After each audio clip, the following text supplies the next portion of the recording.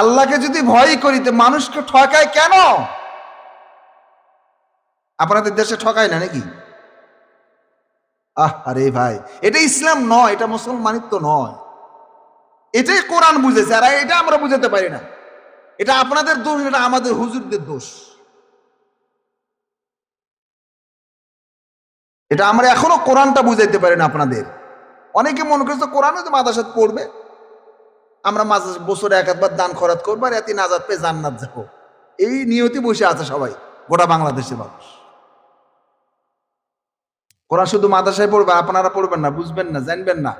গোটা কোরআন বুঝার জন্য আপনাকে আল্লাহ পাঠায় না, গোটা বোঝার দরকার নেই। ততটুকু বুঝতে হবে যতটুকু বুঝলে আপনি জান্নাতে যেতে পারবেন। নাকি বলেন? এই গ্রামে সবাই কি 500 বিঘা জমির মালিক? কম বেশি আছে, এক জায়গায় তো বাস করেন, নাকি বলেন?